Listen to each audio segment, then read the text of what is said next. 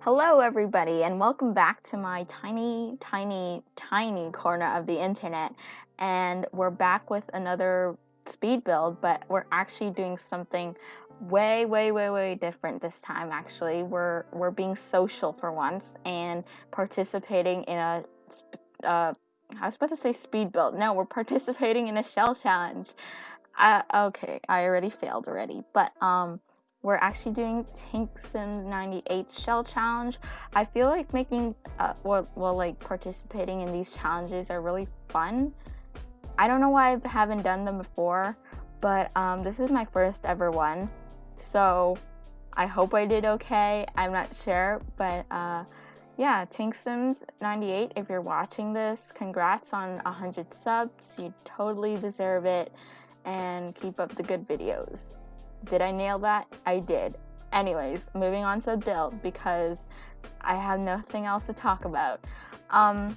Here you guys can see me transform her shell into a train station because, you know, my thinking's not that normal, I guess.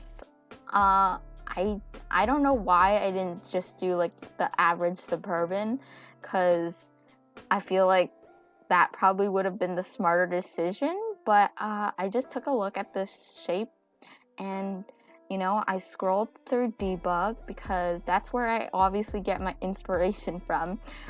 Normal people probably just scroll through like Pinterest or like Tumblr or like Instagram to get their inspiration for their builds, but you know what, the debug menu isn't a bad option either. Or Google Maps, by the way. Google Maps is genius. Anyways, I scrolled through the base game debug menu and I was like, whoa, what do you know, the Sims base game menu has a bunch of trains. And then I put 2 and 2 together like the genius I am, and then I realized, boom, I can make a train station. So that's what I did. Originally though, I actually did want to make like platform 9 3/4. If you guys don't know what that is, then then who are you? Because platform 9 3/4 is essentially the train station from Harry Potter. If you don't know what Harry Potter is, I advise you to Google it because it's a good book series. And I'm a huge Potterhead, if you guys didn't know. Anyways, so I decided at first I wanted to do platform 9 3/4, and then I couldn't because I couldn't really work with the shape, and platform 9 3/4 is like a much more different shape and like a bit more complex than this shell of course. So I decided I'll just do like an old-fashioned train station, maybe something you'd see in the 50s in London specifically. I don't know. I was just feeling those vibes today, just going back in time. So yeah, I decided to go back in time and make an old-fashioned train station, which I really did enjoy. It had a lot of clutter and detail to it. So let me give you guys a rundown on what I divided my space into in the shell. The bottom floor is just basically the registration area. Yeah, just where you get your tickets, or where you get your tickets, because what else do you do at a train station? I made like a little counter desk area where all the secretaries are. I forgot what they're called. Oh my goodness. I'm losing it again. I'm always losing it in every video. Dang it. I made a little seating area to wait for your train. Yeah, for the train to arrive, because obviously back then they didn't have TVs or like much entertainment, so all they had was a couch, or maybe probably even a bench only. So I did make like a little seating area to wait. I just decorated all around. Oh my goodness.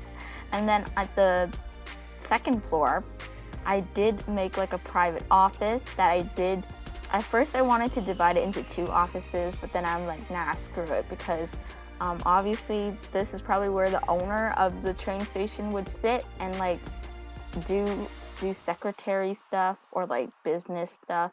But then I'm like, it wouldn't make sense to have two people running a train station, because obviously there's always just one powerful guy, to be specific. That's how it was back then. Men usually were dominant, and like they usually owned the biggest and most richest companies and stuff. But luckily that's not how it is right now, and I'm actually really thankful for that, because you know, girls obviously rule the world. Anyways, I did just divide it up into 2 offices, and then I changed it to 1 because I just wanted to have 1 owner instead. Yeah, I thought that too, because I also wanted to put a fireplace in the office, so I did make room for that as well. And yeah, so basically the upstairs is just 1 giant office, and the downstairs is where all the guests sit and, you know, wait for their ride.